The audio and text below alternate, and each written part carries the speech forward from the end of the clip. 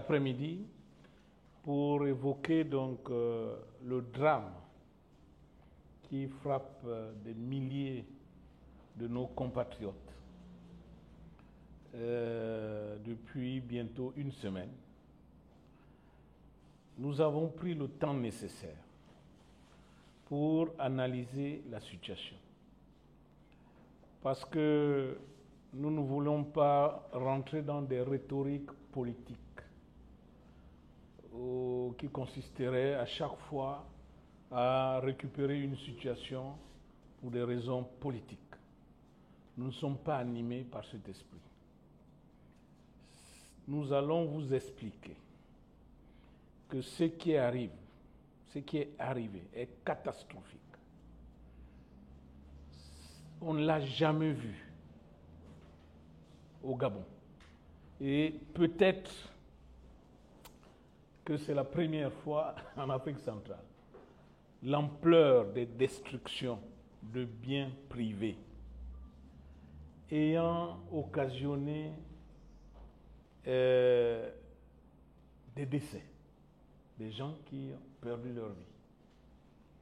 Et aujourd'hui, nous allons regarder la gouvernance politique, c'est-à-dire est-ce que les choses ont été faites conformément au texte en vigueur. Parce qu'il y a certains qui disent qu'on a été indemnisé, qu'on a eu ceci, qu'on a donc le droit de faire cela. Donc aujourd'hui, nous allons vous expliquer que nous avons trois principes. Le principe du droit à la propriété, le principe du droit au logement, le principe du droit à la dignité. Ce sont des principes qui sont encadrés dans notre Constitution. Dans les 173 articles de la Constitution, il faut ajouter ce que mon frère le constitutionnaliste Jean Zéondoa a appelé la Constitution invisible, c'est-à-dire les textes de référence sur les droits de l'homme, sur les droits africains, ainsi de suite. Alors, donc, les trois droits, le droit à la propriété, le droit à la dignité et le droit au logement, ce sont des droits protégés par la Constitution. Nous allons voir que le droit à la propriété est le droit le mieux protégé, certes, mais ça ne veut pas dire que le droit au logement et à la dignité sont des laissés pour compte. Comme j'ai cru l'entendre dire que lorsque quelqu'un est en situation irrégulière et qu'on casse sa maison, alors il n'y a aucun droit derrière, il ne peut prétendre qu'à de l'aide humanitaire. C'est faux.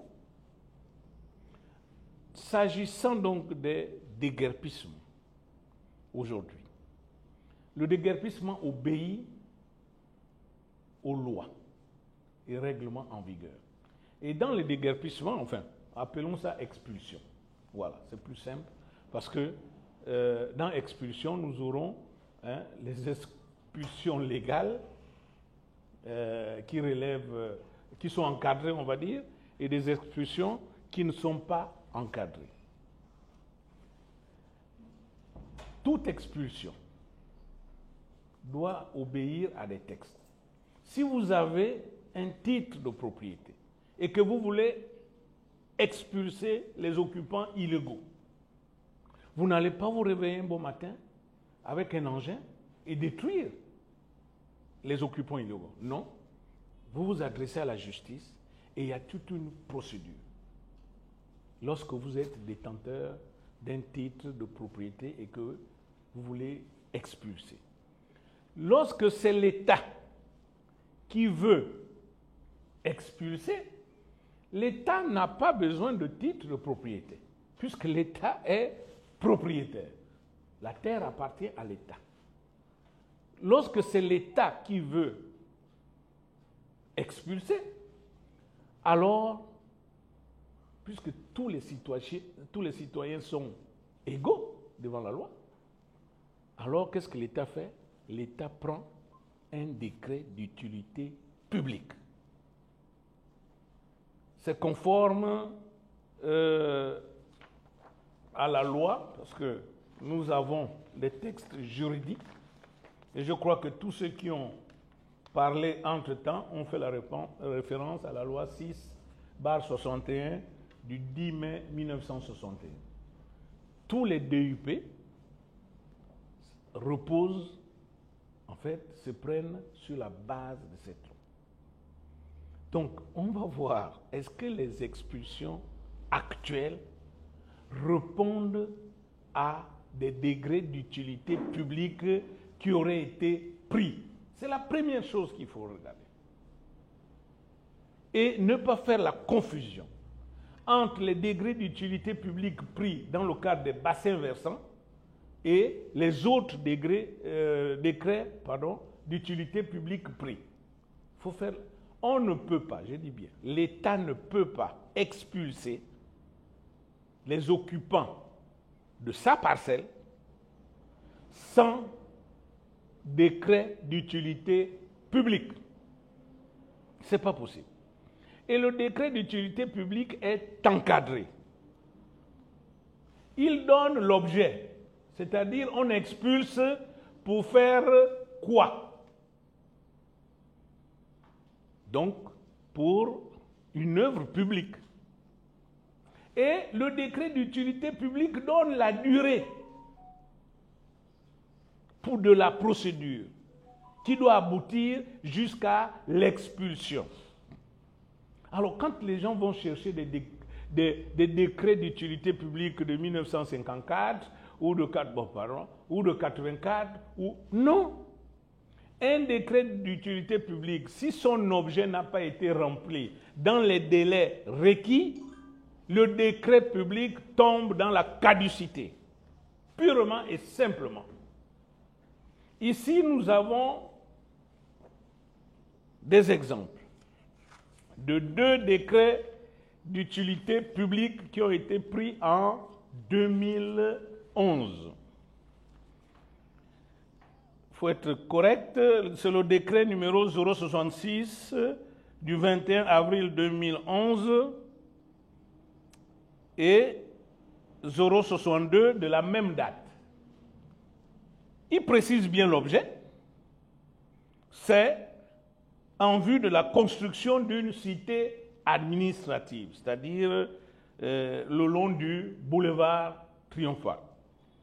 Et on vous donne les identités des parcelles, parce que quand l'État fait le découpage, chaque parcelle a une identité. Donc on ne va pas casser en désordre. Et dans ces décrets, nous avons les identités, j'ai bien précisé, boulevard Triomphal Omar Bongo, section RF2, LD, RF2 et ainsi de suite. Bon, bref, ce sont des décrets d'utilité publique de 2011 en vue de construire une cité administrative. Donc l'objet est précisé. Mais en 2011, et la durée de ces décrets, c'est 2 ans. En général, ils ne tiennent que sur 5 ou 6 articles. Ça veut dire que 2 ans après, si vous n'avez pas bouclé l'opération, si 10 ans après, vous n'avez pas bouclé l'opération, vous ne pouvez pas revenir, dire « Ah tiens, on avait pris un décret en 2011, donc on peut venir casser comme on veut. » Non.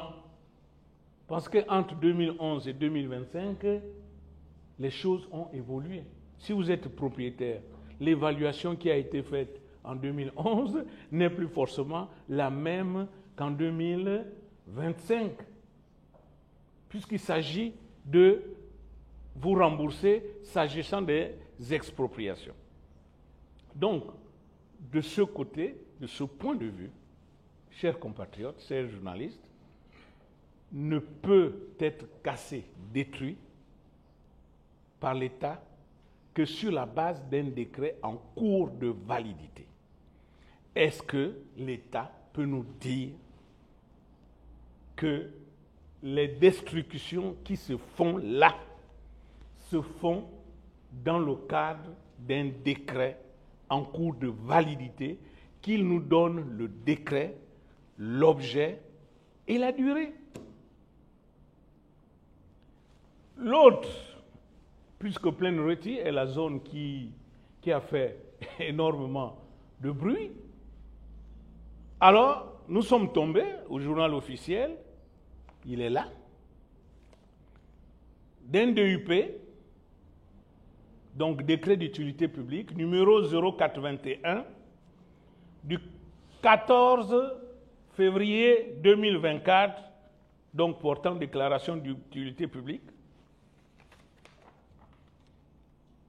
dans la zone de Plaine-Rôti. Alors, ce décret, je dis bien, sauf si l'État a pris un autre décret. Mais s'il s'est appuyé sur ce décret, parce qu'il s'agit d'un décret d'urgence, parce que là aussi, la loi, donc je vous disais, doit préciser la durée de l'opération. Là, c'est un décret d'urgence qui a été pris, donc, le 14 février 2000, fait à Libreville, le 14 février 2024, pardon, et décret d'urgence. Et l'urgence, c'est 1 mois. Alors, pourquoi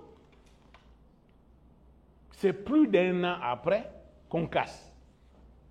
Ça veut dire que les personnes qui sont visées là-dedans devraient être cassées dans un délai d'1 mois, logiquement, pour boucler toutes les opérations. Alors, on est en droit de se poser la question, est-ce que ce ne serait pas du calcul politicien? Parce que, on s'interroge, hein, parce que si ces casses-là avaient eu lieu en 2024, vous comprenez bien que le 12 avril 2025 aurait eu une autre coloration peut-être.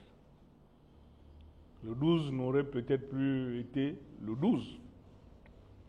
Est-ce du cynisme politique qui a fait en sorte qu'on fasse d'abord les élections présidentielles pour ne pas appliquer ce décret et l'appliquer immédiatement après les élections présidentielles? En tout cas, on s'interroge. Mais qu'à cela ne tienne, ce décret, je ne veux pas dire qu'il est faux, non, puisqu'il est signé des plus hautes autorités. Mais il ne remplit pas les critères prévus par la loi. De quels critères il s'agit? Mais ce décret ne précise pas l'objet. On casse pourquoi? Parce qu'un décret d'utilité publique doit préciser qu'on vous déguerpille, on vous casse pour faire ça. On doit vous le préciser. Qu'on vous casse pour faire ça. Je vous ai pris l'exemple des DUP de 2011. Si ça avait vu le jour, celui qu'on casse, il sait qu'on me casse pour construire la cité administrative. Mais les personnes qui ont été cassées sur la base du décret de 2024, c'est-à-dire les habitants de Plaine-Rôti, ils ont été cassés pourquoi? Mais que le gouvernement nous dise. On les casse pour construire quoi? Parce que le décret doit dire pourquoi on expulse les Gabonais. Parce que les Gabonais ont le droit. Et ce décret encore plus grave, non seulement ne dit pas l'objet, mais il dit tout simplement, à l'article 2, et ce qui est très grave, je lis, est déclarée d'utilité publique l'occupation par l'État de la parcelle numéro 117, section PA, du plan cadastral de Libreville issu du titre foncier 19 912 d'une superficie de 200 247 mètres carrés au lieu dit Plénoriti. C'est ce qui est écrit. Ça veut dire qu'on est en train, en réalité, on est en train de déguerpir le propriétaire du titre foncier numéro 19 912. C'est ce que ça veut dire. Hein? On est en train d'exproprier, puisqu'il y a un titre foncier. On vous donne le numéro du titre foncier. Ce titre foncier appartient à qui? Il faut que l'État nous dise. Donc, c'est le propriétaire de ce titre foncier qu'on est en train d'exproprier, en fait. Mais la réalité sur le terrain, c'est des milliers de Gabonais qu'on est en train d'exproprier. Oh. Et après, on nous dit que ceux qui ont des titres fonciers sur cette parcelle, qu'ils viennent se déclarer. C'est pas ce que le ministre a dit. Le ministre de l'urbanisme, il l'a dit, je crois, que ceux qui ont des titres fonciers sur la parcelle, qu'ils viennent se faire connaître. Mais puisque le décret dit qu'on est en train d'expulser le propriétaire du titre foncier numéro 19 912 d'une superficie d'un peu plus de 20 hectares.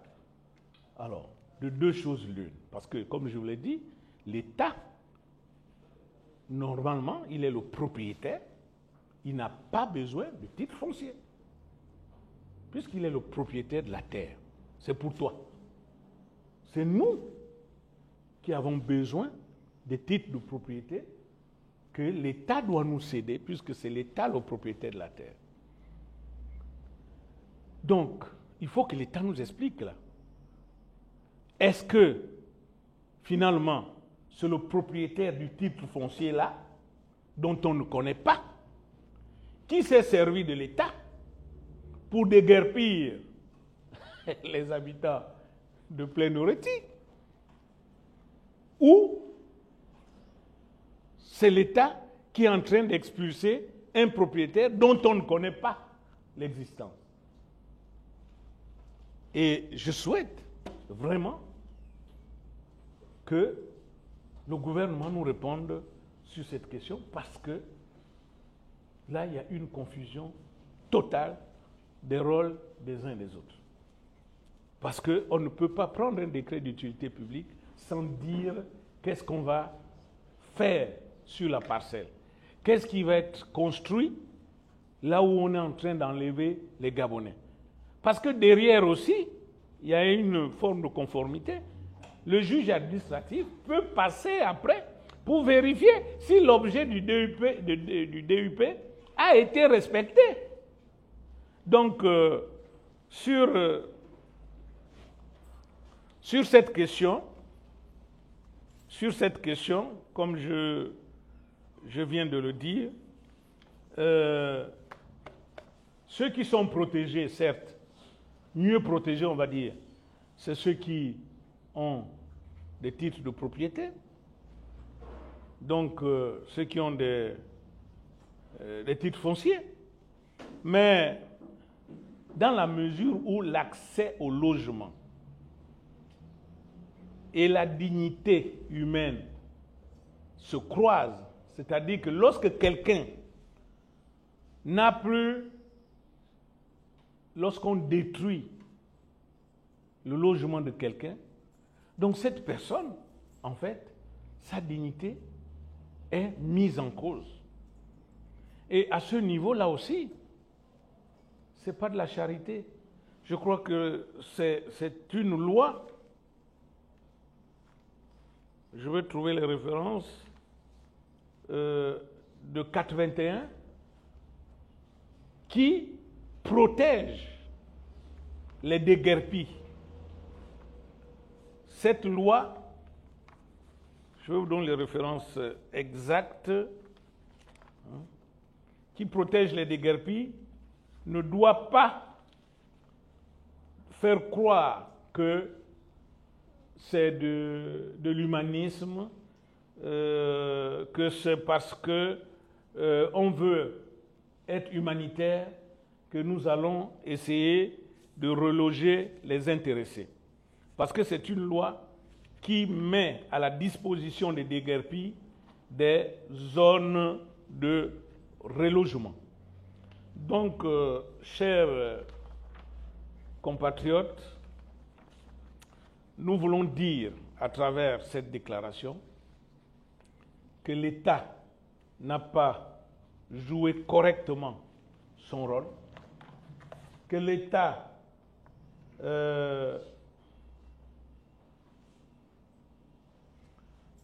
n'a pas joué correctement son rôle et que l'État, dans cette affaire, je dis bien dans cette affaire, n'a pas respecté les textes. Parce qu'il appartient à l'État. S'agissant de, c'est l'article 22 de la loi du 8 juin 1981 qui fait référence donc à la création des zones de relogement s'agissant des déguerpis. Je dis bien des déguerpis, parce qu'il faut faire la différence entre celui qui est déguerpi et celui qui est exproprié. Donc il faut faire la différence entre les deux notions. Donc, pour notre part, nous pensons que l'État a usé de l'abus d'autorité, du trafic d'influence. Parce que dans le cas de Plénority, des zones d'ombre persistent. Est-ce que c'est l'État qui vient au secours du propriétaire du titre foncier, dont je vous ai donné les références tout à l'heure? Est-ce que c'est l'État qui vient au secours du propriétaire du titre foncier en question pour déloger les Gabonais, pour que le propriétaire de ce titre foncier puisse jouir de son titre foncier qui fait à peu près 20 hectares? Ou bien est-ce que c'est l'État qui est en train d'exproprier le propriétaire du titre foncier dont on a donné référence, sur lequel des constructions illégales étaient faites? Donc, mais si l'État exproprie le propriétaire du titre foncier, l'État devait nous dire qu'est-ce qu'il va faire à cet endroit. Mais l'État ne nous dit rien. Et il ne suffit pas de le dire à la télé. Il ne suffit pas de le proclamer. Il faut prendre un texte. Et en l'occurrence, c'est un décret d'utilité publique. Donc, toute casse, toute destruction devrait se faire sur la base d'un décret d'utilité publique. Et que lorsque le décret, le temps dans le décret est dépassé, parce que vraiment c'est important de le savoir, lorsque le temps dans le décret est dépassé, alors il y a la caducité. S'il le faut, il faut reprendre la procédure. Nous sommes dans une situation où, dans un pays normal, c'est l'État qui est devant, les populations sont derrière. Mais nous sommes dans un pays anormal, où ce sont les populations qui sont devant, c'est-à-dire qui construisent, qui font des choses. L'État est derrière et pour des raisons de foi inavouées, l'État arrive pour exproprier ou alors pour déguerpir les Gabonais et les priver de logement. Chers compatriotes, on est propriétaire lorsqu'on a un titre foncier. Cette affaire devait interpeller tous les Gabonais. Partout où ils sont, même au village. Oui, ça doit interpeller les Gabonais. Est-ce que nous sommes détenteurs d'un titre de propriété là où nous habitons? Parce que sinon, à tout moment, on peut nous enlever de là où on est. Parce qu'il semblerait que le déguerpissement va se poursuivre dans d'autres quartiers. C'est ce qu'on dit. Mais que l'État fasse un travail de communication. Personne n'est contre le développement.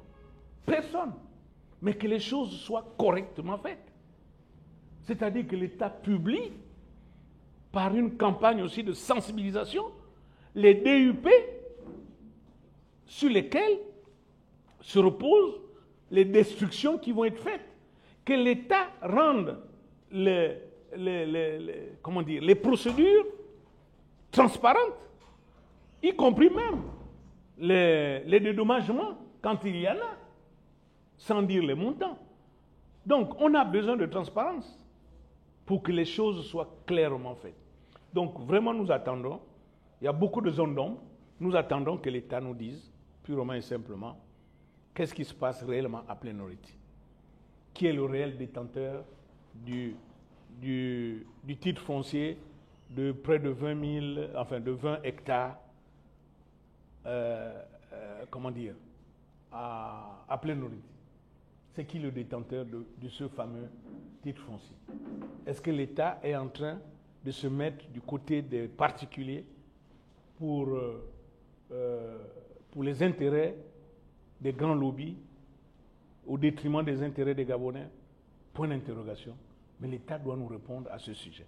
Et pour les autres déguerpissements qui vont arriver, que l'État communique, qu'il nous donne les différents décrets d'utilité publique sur lesquels vont se reposer les destructions à venir. En retenant toujours que si on a pris un décret d'utilité publique sur une durée de 2 ans, alors toutes les opérations doivent se faire dans cette durée. Et qu'on ne confonde pas les bassins versants avec les autres déguerpissements qui n'ont rien à voir. Mais nous voulons quand même exprimer notre inquiétude. Parce que avoir un tel drame, à peine 2 mois après l'investiture du président, sincèrement, nous avons tous des raisons d'être inquiets. Et de dire, il nous reste 6 ans et 10 mois, alors attachons les ceintures. Je pense qu'il y aura de la turbulence qui arrivera. Mais si c'est une turbulence légale, nous serons d'accord avec la légalité et nous combattrons l'illégalité par tous les moyens. Je vous remercie.